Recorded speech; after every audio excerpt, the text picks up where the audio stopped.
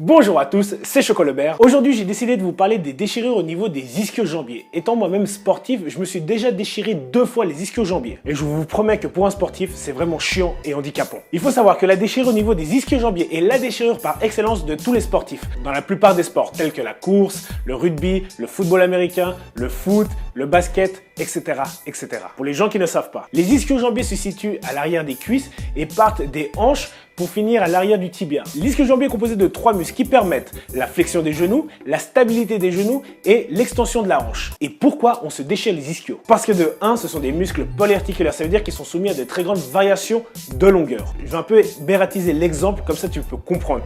Quand ma jambe elle est pliée, mon muscle il est comme ça. Et quand il est déplié, il se détend. Voilà la variation de longueur. Avoue que tu kiffes mon biceps, hein. Moi aussi je l'aime. 2. Les ischio-jambiers sont des muscles souvent raides. Pourquoi? Dû à notre mode de vie. Quand tu es au travail, à l'école, à la maison ou dans ta voiture, t'as quoi comme position? Tu vois? Et du fait, tes muscles se raidifient gentiment avec le temps, vu que t'as pas tout le temps les jambes tendues. Quand tu cours ou quand tu tires dans un ballon, la contraction du muscle est excentrique et c'est un mouvement qu'on ne travaille pas beaucoup. Vu qu'en général on n'est pas très souple et en plus on fait des mouvements excentriques, et ben on a de fortes chances de se déchirer les ischios. Le point 4 pour moi est le point le plus important. C'est dû au mauvais ratio quadriceps ischio-jambier. Je vais vous raconter une petite histoire personnelle. Je suis allé l'année passée chez un physio du sport pour faire des tests pour comprendre pourquoi je me déchirais tout le temps les ischio-jambiers alors que je faisais tout pour éviter ça. Je fais du stretching, je m'échauffe et je fais de la musculation. Il m'a fait faire un test prédictif en isocinétisme. Pour faire bref, c'est une machine qui calcule ta force excentrique et concentrique de tes muscles. Et ils arrivent à savoir si tu as un bon ratio force entre la partie arrière et la partie avant. Je me souviens plus du tout des chiffres, mais en tout cas, j'avais un mauvais ratio force quadriceps ischio-jambier. Et comme j'avais beaucoup moins de force sur mes ischio-jambiers que sur mes quadriceps et que c'est un muscle qui retient le mouvement, ben ça a un peu le même effet que sur cet élastique. Imaginez-vous que cet élastique est mon ischio-jambier et que ma main est mon quadriceps. Si j'ai la même force sur les deux parties, qu'est-ce qui se passe? Rien. L'ischio-jambier retient le quadriceps. C'est tout. Imaginez-vous maintenant que j'ai plus de force sur mon quadriceps que sur mon ischio-jambier. À bout d'un moment, si je vais trop tirer sur mon quadriceps, qu'est-ce qui va se passer? Eh ben, il va péter. Et voilà l'une des principales causes des déchirures des ischio-jambiers. Comment éviter ces déchirures? C'est très simple. Comme dit dans le point 2, les ischios sont des muscles souvent raides. Donc il est bien de faire des étirements passifs et les tenir au minimum 1 minute. Et faire ces exercices tout au long de votre saison pour les maintenir souples. Parce que s'ils sont raides, comme cet élastique, à bout d'un moment, bah il pète. Après, pour des bons exercices, je vous conseille le site Romwood. Et c'est pas un placement de produit. C'est un site vraiment complet où il y a plein d'exercices. Tous les jours, ils te proposent des nouveaux étirements. Le seul bémol, c'est que c'est en anglais et faut payer. Bon, après, tu peux te mettre à plusieurs sur un compte aussi.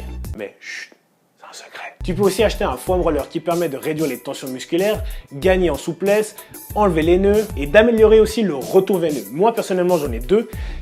Franchement, ça fait hyper mal, mais c'est efficace. Comme dit dans le point 4 et 3, on a beaucoup plus de force sur les quadriceps que sur les ischios. Donc il faut faire beaucoup plus d'exercices sur les ischio-jambiers. Mais pas que. Il faut faire énormément d'exercices excentriques et pas faire que du leg curl. Cherchez vraiment à travailler la phase de retenue. Je vais vous montrer quelques exercices qui sont simples à réaliser, qu'on peut réaliser à la maison ou au fitness. Ça prend entre 10 et 20 minutes à réaliser environ 3 fois par semaine et qui sont vraiment top. Ça vous éviterait d'aller chez un physio comme moi. Le premier exercice est simple à réaliser. Vous vous mettez sur une jambe, vous mettez les mains sous le genou et vous venez tirer votre jambe le plus haut possible contre la poitrine. Et cet exercice, vous devez le réaliser 10 fois sur chaque jambe. Il y a aussi un autre moyen de pouvoir réaliser cet exercice si vous n'arrivez pas à tenir sur une jambe. Vous êtes couché, le même principe, vous mettez les mains derrière le genou et vous venez tirer la jambe contre vous. Voilà. Le deuxième exercice est un deadlift qui peut se réaliser avec ou sans charge. Mais au début, c'est bien de le faire sans charge quand même, quand on n'a pas l'habitude.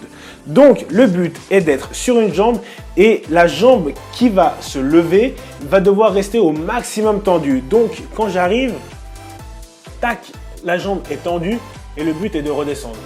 Le principe est de faire 10 répétitions, 4 séries. Et si vous n'arrivez pas à faire l'exercice, vous pouvez aussi vous tenir à un endroit pour pouvoir réaliser cet exercice.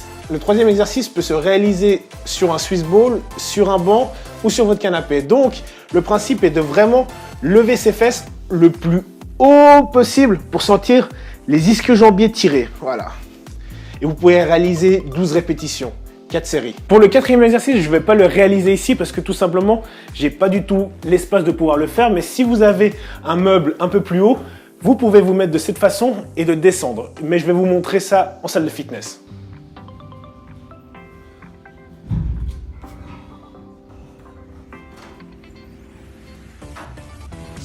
Si vous n'avez pas la possibilité d'aller dans un fitness ou un meuble adapté pour pouvoir réaliser cet exercice ou quelqu'un pour vous tenir les chevilles, je vais vous montrer une autre façon de pouvoir faire l'exercice que je ne trouve pas forcément performant, mais c'est toujours ça de prix sur l'ennemi. Donc, le but est que cette jambe va devoir essayer de retenir la descente et celle-là va devoir pousser sur la descente.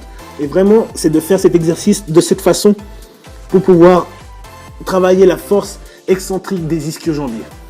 L'hygiène de vie, la récupération, le sommeil. Quand tu fais beaucoup de sport, tu es obligé d'avoir une bonne hygiène de vie pour toi et pour ton corps. Si tu as envie de continuer à t'entraîner comme un bear, si tu as de l'argent à dépenser, va faire des séances de cryothérapie. Ou si tu as vraiment beaucoup de pognon, t'achètes carrément la machine.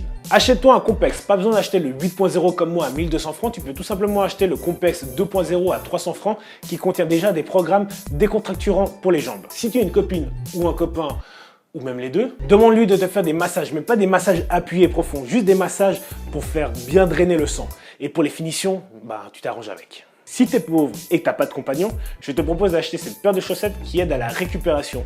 Tu les mets tout de suite après le sport et tu les gardes environ 2 heures. L'échauffement, beaucoup de personnes négligent les échauffements. Et en plus, s'il fait froid et que tu t'échauffes pas, tu sais quoi ? Je te donne un 10 sur 10 de la connerie. Il est important avant l'entraînement de faire des mouvements actifs et pas de faire du stretching. Après, libre à toi de voir l'échauffement que tu as besoin. Une préparation physique adaptée.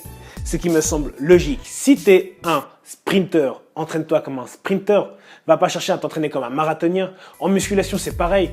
Si tu dois être svelte et athlétique, ne cherche pas à devenir bodybuilder. Évitez le stress. Le stress augmente la chance de déchirure.